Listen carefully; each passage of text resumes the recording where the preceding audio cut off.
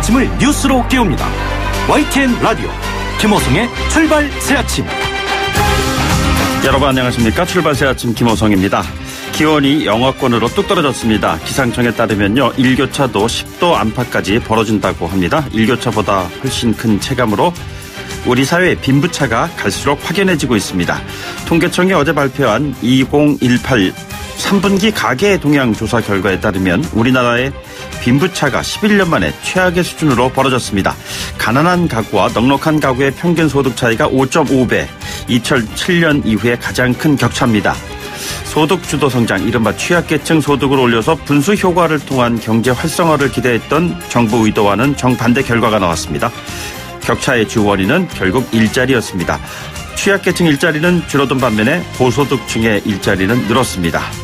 문재인 대통령은 어제 경제사회노동위원회 출범식에서 경제를 살리고 양극화와 일자리 문제를 해결하는 포용국가로 가기 위해서 노동계와 경영계, 정부 모두 협력해야 한다고 강조했습니다. 그 자리에 민주노총은 빠져 있었습니다. 어제 이 시간에 출연했던 김명원 민주노총 위원장은요, 당연히 대화는 제대로 하겠다 이렇게 얘기를 했습니다. 앞으로 어떻게 이 상황이 전개될지 저희들도 좀 관심 있게 지켜보도록 하겠습니다. 오늘 2부에서는요, 문성현 경사노위 위원장 연결해서 사회적 대화를 통한 탄력 근로제 등 노동계 쟁점 사안들의 타협의 여지, 그리고 앞으로 가야 할 길 등에 대해서 알아보도록 하겠습니다. 11월 23일 금요일 아침입니다. 잠시 후 출발하겠습니다.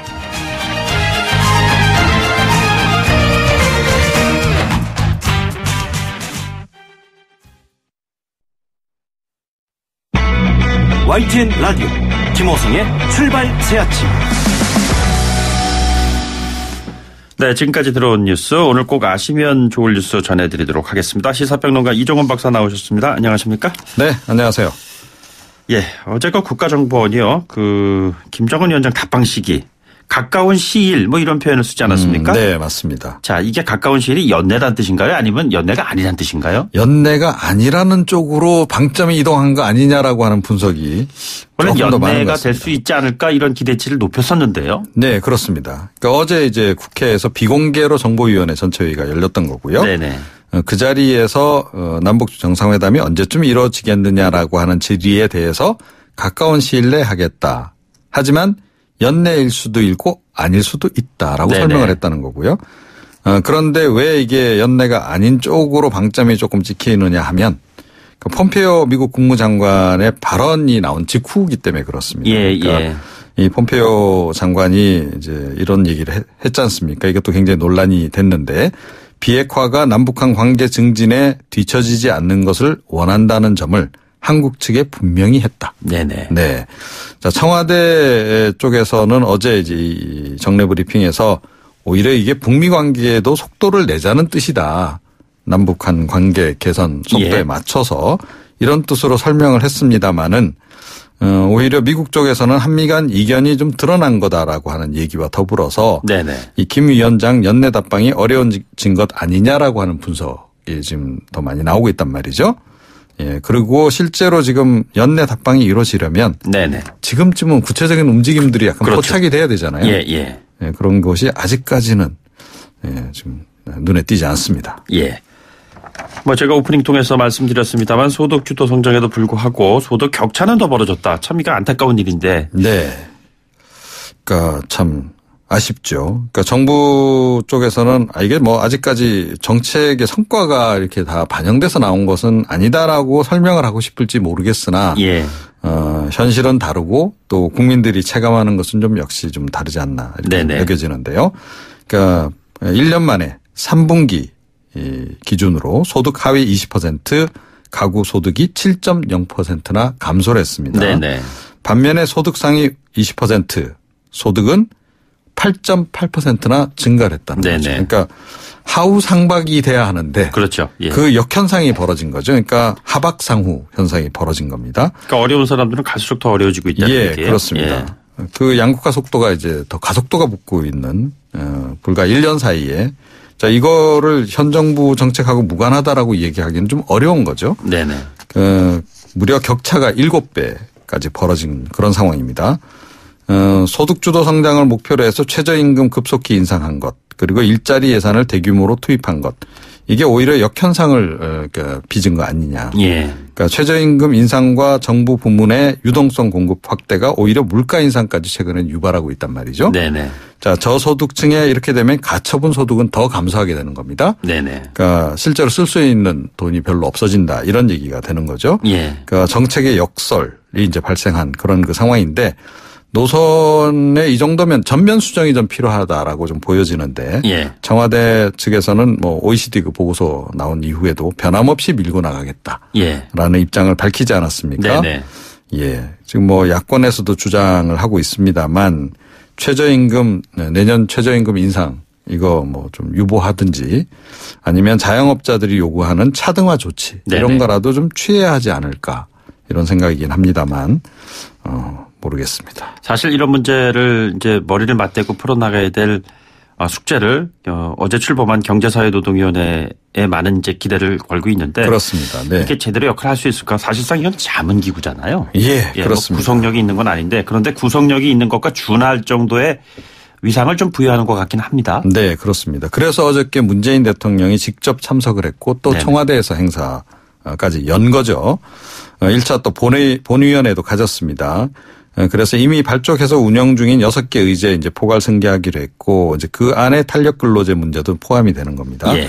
그러니까 노동시간 제도 개선위원회라고 하는 이제 산하위원회에서 이 부분은 탄력 근로제 단위기간 확대 안건 논의하기로 일단 뭐 여야가 연내 지금 처리하기로 합의까지 이루어진 상태이기 때문에 네네. 예, 좀 논의의 속도를 좀 내야 되는 그런 상황입니다. 예, 문재인 대통령도 어제 그 회의에서 경사노위가 탄력 근로제 확대 적용을 의제로 논의한다면 장시간 노동 등 부작용을 없애는 장치와 임금을 보전하는 장치를 마련할 수 있다라고 네네. 밝혔습니다. 그러니까 노동계가 우려하고 있는 부분들과 관련해서 대책을 좀 마련할 수 있지 않겠느냐라고 예. 하는 기대감을 표시한 거고요. 네네. 그런데 지금 문제는 뭐냐. 탄력 근로제 기간 확대에 이 경사노위가 합의를 하더라도 민주노총이 불참했기 때문에 민주노총은 계속 반대할 가능성이 있다는 거죠. 예. 네. 그리고 한국노총도 뭐 참여는 했습니다만 과연 이 사안에 대해서 협조를 할지도 미지수다. 오히려 일각에서는 노사 갈등만 더 노정되지 않겠냐라고 네네. 하는 관측도 없잖아 있습니다. 이런 속에 어제 국회 환경노동위는 전체 회의에서 이 탄력 근로제 확대를 담은 근로기준법 개정안 2건을 일단 상정을 했습니다. 네네. 그러니까 경사노위 빨리 결론을 내려서 알려달라. 네네. 뭐 이런 신호를 보낸 거죠. 예. 어쨌든 긍정적으로 좀 해석을 한다면요. 어제 이 시간에 출연했었던 그 민노총의 김명환 위원장은 대화는 합니다. 분명히 이렇게 얘기했거든요. 네. 예. 그래서요.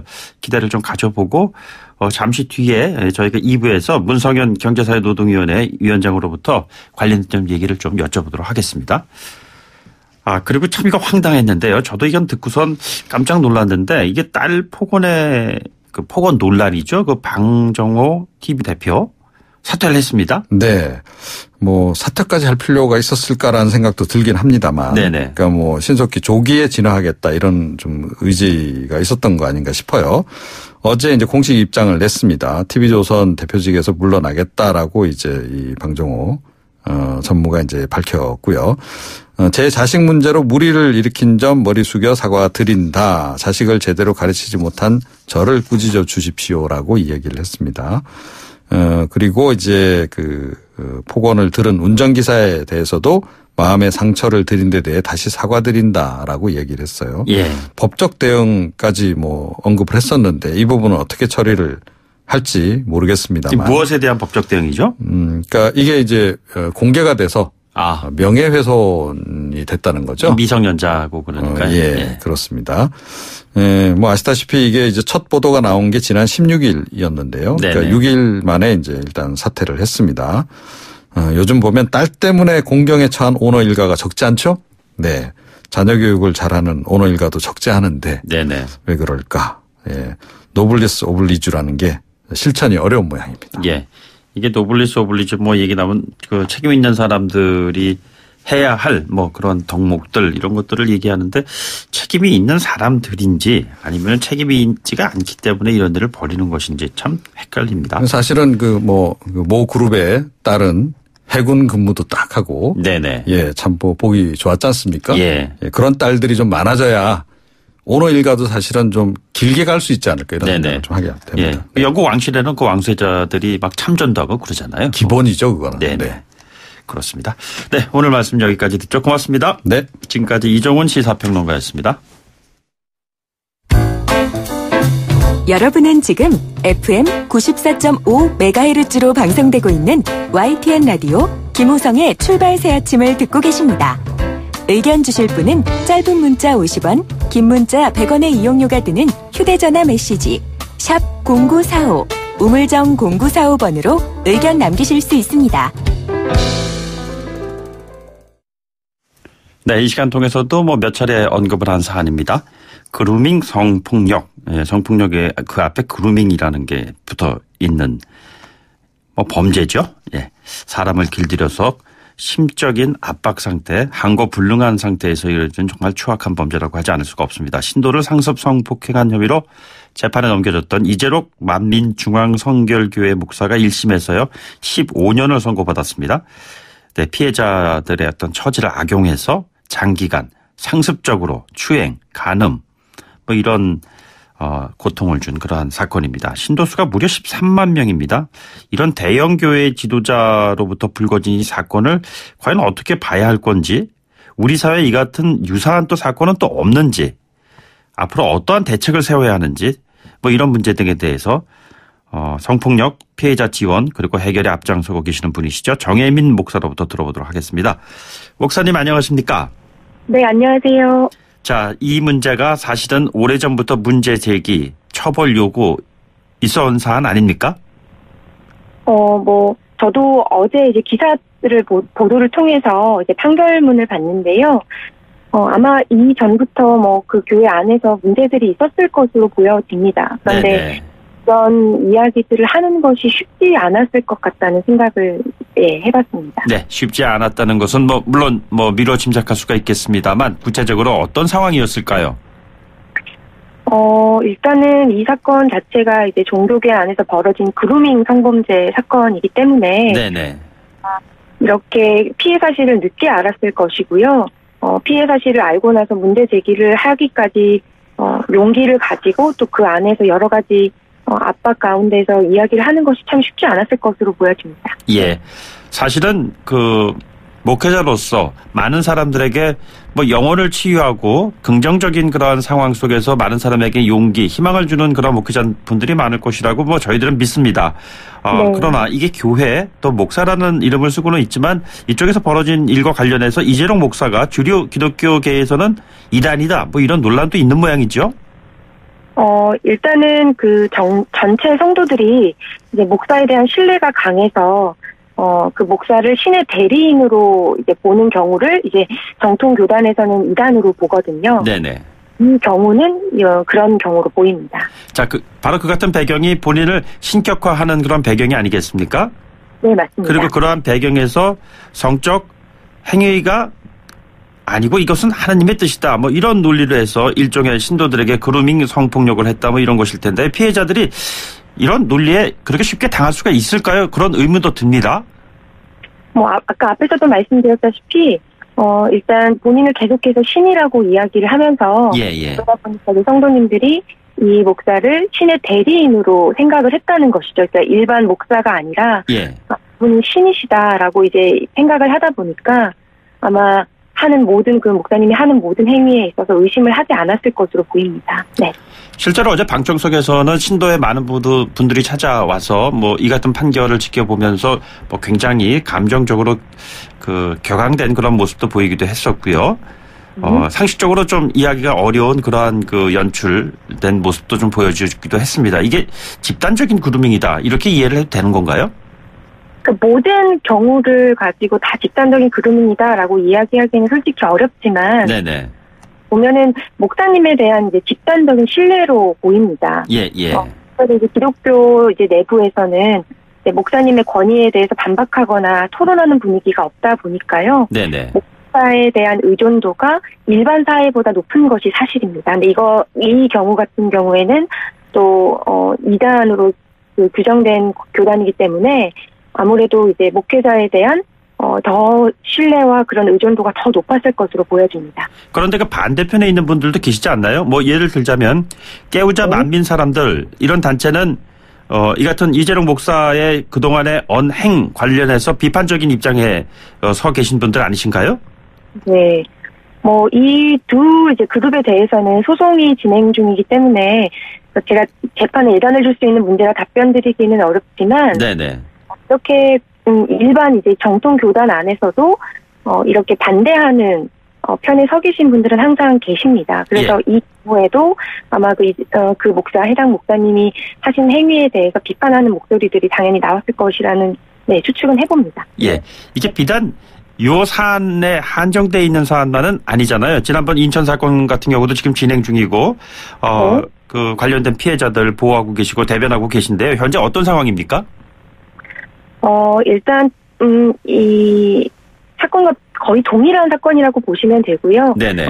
무밍 성범죄 이제 종교계 안에서 일어난 사건인데 저희도 일단 그 가해자 쪽 반대편에서 이제 법적으로 저희를 이제 고발하겠다라고 이야기를 하고 있고 저희도 이 부분을 법적으로 대응하려고 준비 중입니다. 그래서 네네. 한국 여성 변호단에서 변호사회에서 이 사건을 맡아주셔서 같이 법적으로 대응할 준비를 하고 있습니다. 그런데 이 법적 대응을 하시는 것도 어떻게 보면 좀 지난한 일이다. 뭐 이런 우려를 하시는 분들도 많이 계신데요. 그렇기 때문에 뭔가 제도적인 보완이 있어야 되지 않느냐 이런 지적들도 있는 것 같습니다. 어떠한 보완이 있어야 할까요? 현재 이제 이 인천 같은 경우에는 그루밍을 당한 피해자들의 대부분이 미성년 나이 때 일어났던 일입니다. 네네. 우리나라의 현행법상 미성년법이 13세로 이제 제한이 되어 있기 때문에 초등학교를 졸업하고 중학교 이상의 친구들에게는 법적으로 보호받을 수 있는 것들이 하나도 없습니다. 저희는 일단은 미성년법이 조금 더 그 나이가 위로 올려 상향돼야 된다는 생각을 하고 있고요. 그리고 이 성범죄 자체에 대한 법적인 어떤 보호 그런 것들이 없기 때문에 이런 법적인 제도가 같이 있어야 한다고 생각해서 저희도 앞으로 그런 법적 제도를 위해서도 움직임을 같이 하려고 합니다. 이게 13세 그 미만에는 그 어떠한 그 본인의 동의라든가 합의 이런 게 있더라도 성폭력으로 처벌하게 돼 있잖아요. 네, 맞습니다. 예. 이 같은 상황에서 이 어린 시절부터 이런 피해를 당한 사람들이 일정 기간이 지난 다음에 문제를 제기했을 때 이거를 과거의 일이라는 이유로 잘 풀어지지 않는 그러한 상황이 된다면은 우리 사회는 어떠한 대책을 좀 마련을 해야 한다고 보시는지요? 일단 앞에서 말씀드렸다시피 법적으로 이 13세가 아닌 그 이후 적어도 16세 아니면 16세 이상의 나이로 미성년법을 올려야 되는 것이 시급하고요. 실제로 말씀하셨다시피 본인이 피해받은 그 사실을 오래전에 피해받았던 그 사실을 피해자가 본인의 피해 사실을 입증해야 되는 구조이거든요.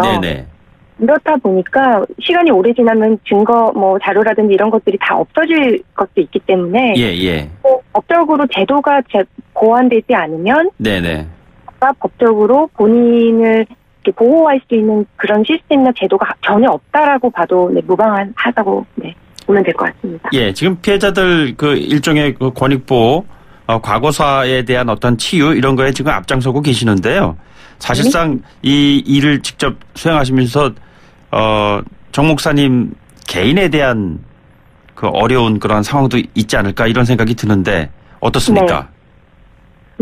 지난번에 이제 언론에서도 저희가 이제 공개하긴 했는데요.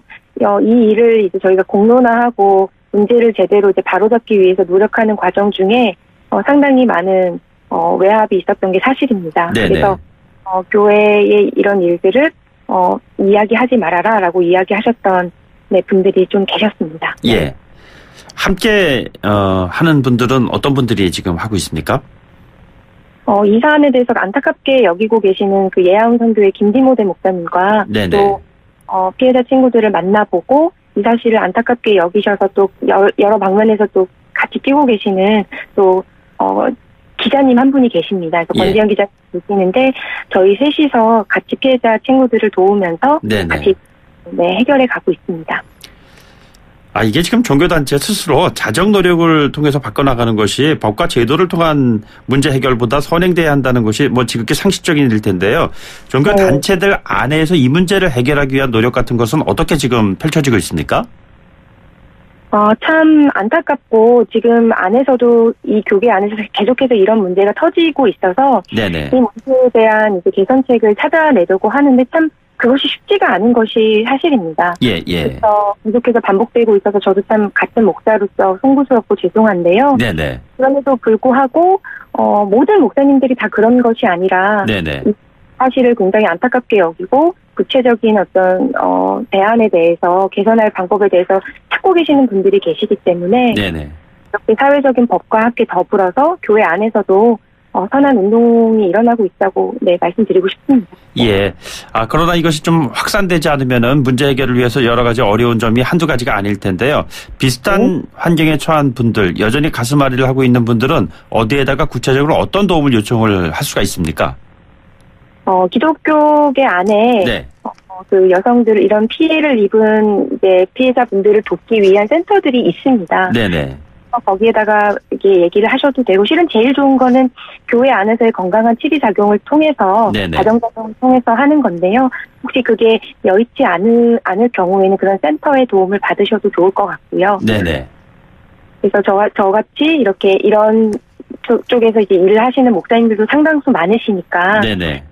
도움을 요청하시면 저희가 도움을 드리도록 하겠습니다. 구체적으로 무슨 센터 좀 말씀해 주실 수 있나요? 기독교 안에서 이제 반성폭력 센터라는 곳도 있고요. 네네. 네, 그래서 기독교 여성 그 상담소 같은 이런 부분들이 굉장히 많이 운영이 되고 있습니다. 네네. 그래서 거기에 이렇게 인터넷에서 그냥 쉽게 검색해 보셔도 그 센터 이름이 쭉 나오기 때문에요. 예. 그런 기관들을 통해서도 여러분이 도움을 받으실 수 있습니다. 예, 청취자 여러분들 참고하시기 바랍니다. 네, 목사님 오늘 말씀 고맙습니다. 네, 감사합니다. 네, 지금까지 정혜민 목사였습니다. 1부 마치고요. 2부에 돌아오도록 하죠. 소통의 아침을 여는 공정한 목소리 YTN 라디오 김호성의 출발 새 아침. 네, 출발 새 아침 2부에서는요. 어제 출범한 경제사회노동위원회를 앞으로 끌고 갈 문성현 위원장을 좀 연결을 해서요. 자세한 얘기를 좀 듣는 시간 준비하고 있습니다. 잠시 뒤에 돌아오죠. YTN 라디오 김호성의 출발 새 아침.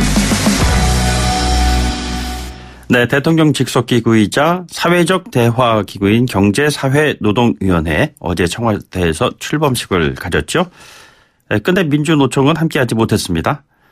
문재인 대통령이 민주노총의 빈자리가 아쉽다. 빠른 시일 내에 참여해 주기를 희망한다. 이렇게 당부를 했습니다. 예, 민주노총 출신이시죠. 경제사회노동위원 문성현 위원장을 전화로 연결하겠습니다. 위원장님 안녕하십니까?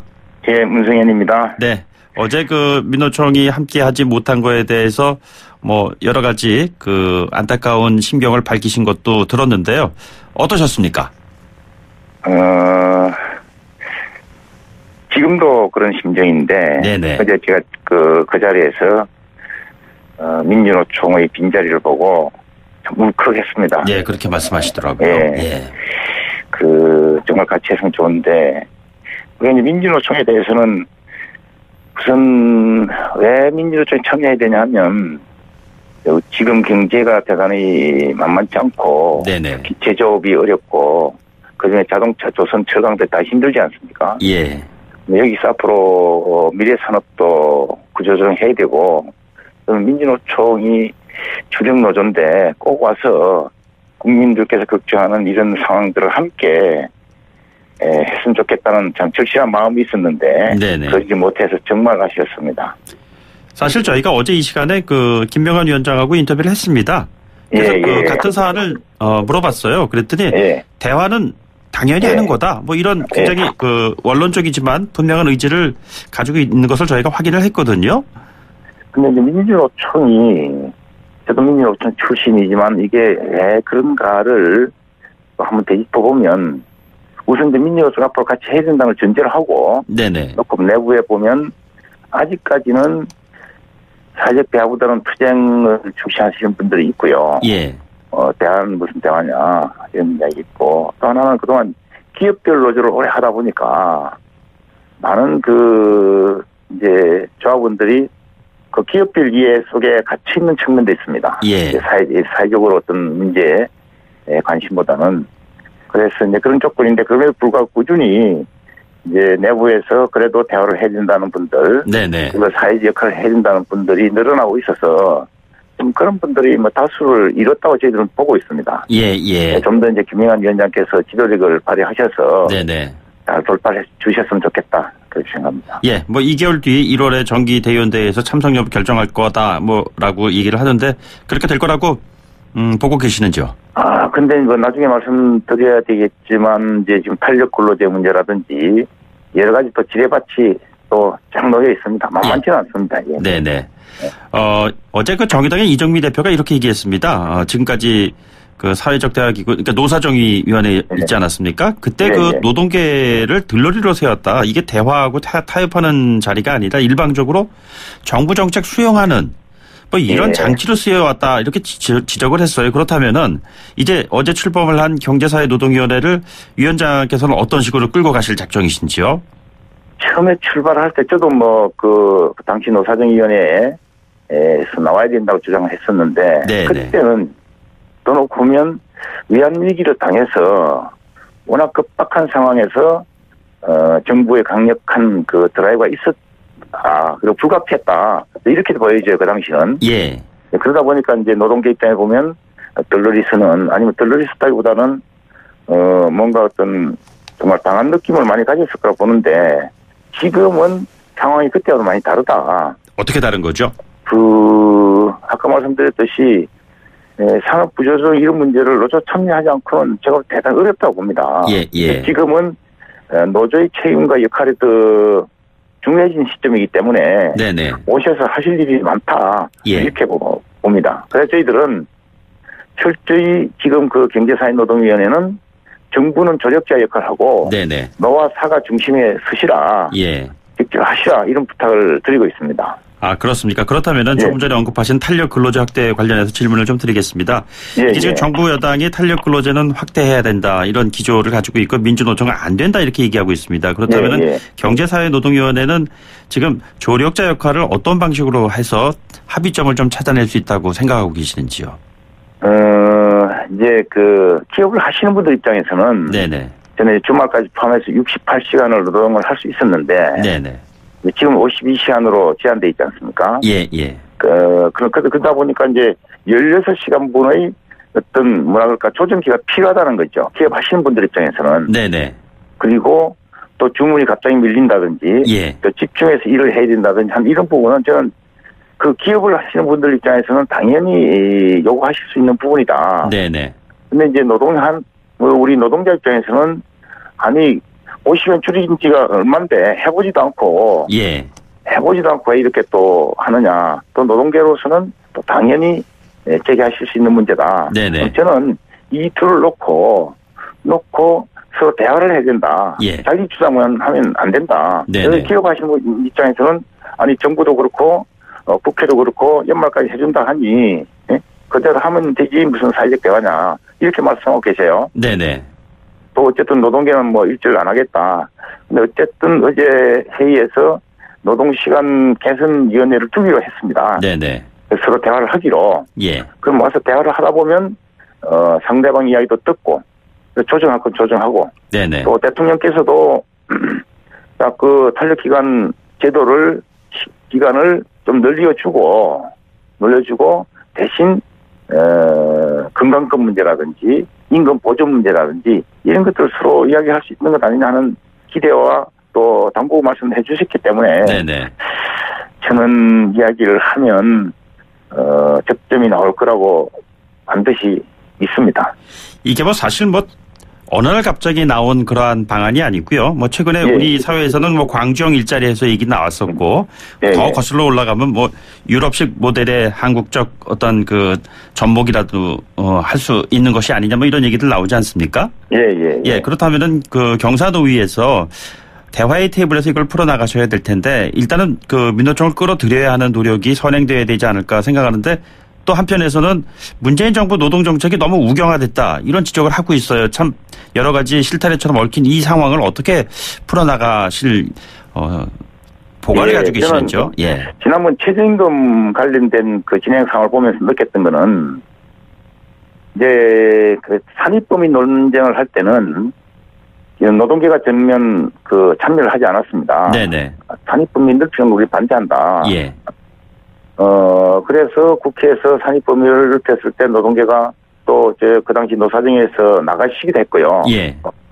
그 다음에 또 최저임금 인상을 할 때는 또 기업하시는 분들이 또 보이콧을 했어요. 네네. 그래서 10.9% 올랐지 않습니까? 예. 이제 산입범위를 넓히니까 이것은 마치 노동계는 배제하고 기업 손들어준 거. 네네. 또 인상을 할 때는 기업인들의 요구는 배제하고 노동계의 의견을 들어준 것. 이런 식으로 서로 뭔가 좀 잘하자고 하면서 누구 편들어주는 식으로 되는 것은 문제가 있었다. 네네. 그래서 노동계가 원하는 것, 또 기업인들이 원하는 것들을 한 테이블에 올려놓고 같이 서로 논의하면 서로 절실한 문제니까 타협이 되고 의견 접중, 의견이 또 같이 모아지는 그런 것들이 가능했을까를 보는데 아쉽다. 네네. 지금은 또 이제 어떻게 되냐면 그동안 저희들이 이제 아이로 관련된 기본 협약을 비준하기 위한 그 개정 논의를 해왔습니다. 네네. 이건 노동계의 요구입니다. 예. 그리고 이제 탄력 근로제 문제는 사용자들의 요구고요. 그렇습니다. 예. 지금 이게 이제 같이 나가고 있거든요. 네네. 그래서 이걸 이제 하다가 보면 양자의 요구를 놓고 그러면 아이로 요구를 하려면 노동계 입장에서 아니 사용자가 원하는 탄력 근로 문제도 같이 논의해야 될 거 아니냐. 네네. 또 사용자들이 정말 그 탄력 근로제를 간절히 원하면 또 노동계가 원하는 ILO 문제도 같이 이야기를 해야 될 거 아니냐. 네네. 서로 이렇게 놓고 이야기를 해야 된다. 저는 어제도 말씀드렸는데 대화라고 하는 것은 내가 절실히 원하는 것이 있으면 네네. 상대방이 절실히 원하는 것을 들어줄 제 대화가 되는 것이지 내 것만 하고 상대방 거는 배제하면 대화가 안 된다. 네네. 마침 노동계가 간절히 원하는 ILO 문제도 있고 또 기업하시는 분들이 절실히 바라는 이 탄력 근로제가 있기 때문에 네네. 같이 서로 이야기를 하면서 하나씩 접점을 마련해보자 이렇게 생각하고 있습니다. 예, 두 가지 사안을 테이블에 올려놓고 일정 부분 서로 타협의 여지를 열어가면서 문제를 해결한다고 했을 때 이게 올해 안에 이 문제 해결이 가능할까요? 아니면 어차피 내년으로 넘어가게 될까요? 사실은 그렇습니다. 어떤 문제를 가장 잘 아시는 분들이 상대방의 입장을 하면 빨리 되는데 네네. 문제를 충분히 잘 모른다든지 또 내 것만 고시하면 참 어렵습니다. 그런데 이 두 가지 문제는 서로 잘 아는 문제이기 때문에 그렇게 많은 시간이 걸리지는 않을 것이다. 다만 그 내부에 세부적으로 들어가 보면 ILO 기본 협약과 관련해서 이제 노동자하고 노조할 권리를 달라, 완전한 권리를. 그런데 또 상대방에서는 아니 그렇게 되면 좀 단협을 유효기간을 늘려보자. 예. 또 파업은 좋은데 증거 파업은 좀 안 좋은 거 아니냐. 공장 증거하고 하는 거. 네네. 이런 이야기. 그리고 대체근로는 좀 허용해 줘야 되는 것이 아니냐라는 요구를 지금 사용자들 하고 계세요. 예. 이 부분을 서로 이야기해야 되고 아까 또 탄력 근로제는 설사 그 연장을 한다 하더라도 건강권 문제. 네네. 그리고 임금 보증 문제는 해야 될 거 아니냐. 또 세부적으로 가면 또 서로 이야기들을 주고받아야 될 것이 있고 해서 이런 것들을 종합적으로 가기에는 금년 내로서는 좀 부족하다. 네네. 다만 국민들이 이런 부분을 조속히 해결하기를 바라기 때문에 저희들은 이게 다 국회하고 연관되어 있는 문제입니다. 그렇습니다. 예. 국회와 논의를 해서 내년 1월 정도까지는 논의를 마무리해 볼 테니까. 네네. 2월 국회에서 하시면 어떻겠느냐 이렇게 조율을 좀 하고 있습니다. 여당은 연내 통과시키겠다는 입장을 가지고 있는 것 같은데 강행 처리하는 것은 반대하시는 거군요. 그렇죠. 그러려면 또 이제 자칫 이게 누구 손들어주는 게 되거든요. 국회가. 그런 것은 좀 바라지 않다. 우리 경산호위에서 충분히 이야기하고 합의를 못 하더라도 쟁점은 좁혀서 국회로 보내드릴 테니까 조금 더 시간을 달라 이렇게 말씀드리고 있는 중입니다. 예, 민노총에 친정이라고까지 표현하시고 그러시는데요. 그러나 최근에 그 정부라든가 청와대 임종석 실장 같은 경우에는 민주노총의 사회적 약자 더 이상 아니고 귀족노조다 이런 표현까지 나오고 있습니다. 자, 이러한 표현들이 민주노총을 협상 테이블에서 점점 더 오히려 더 멀어지게 하고 있다 이런 지적도 있는 것 같습니다. 어떻게 보시는지요? 민주노총이라고 해서 이제 지금 제가 보는 민주노총은 조합원들이 둘이 있습니다. 하나는 20년, 30년 오랫동안 해왔던 네네. 기존의 노조들이 계시고 또 최근 들어서 이제 비정규직 노동자들이 노조를 만들어서 많이들 들어오고 계십니다. 네네. 근데 이제 저는 엊그제 뭐 언론상에 좀 논란이 되기도 했지만 저는 그 비정규직 노동자들이 자기들 요구를 걸고 지금 투쟁을 하는 것은 우리가 이해를 해야 되고 네네. 또 잘 되도록 도와줘야 된다. 그런데 20년, 30년 된 노조들은 이제 뭐 투쟁을 할 만큼 했으니까 예. 투쟁을 뛰어넘는 역할을 좀 해달라. 그것이 이제 사회적 대화를 통한 문제 해결 능력이다. 네네. 이거 말씀드리니까 일부 언론에서는 앞에 것만 해가지고 투쟁을 잘한다고 이렇게 했는데 저는 그런 건 아니고요. 예. 뭐 불가피한 부분을 하셔야 된다. 그래서 그런 식으로 해서 이제 민주노총이 저는 뭐 분명히 이제는 30년 했으면 네네. 이제 불가피한 비정규직 투쟁은 지지 의무하더라도 네네. 그럼 이제는 사회 역할을 제발 좀 했으면 좋겠다.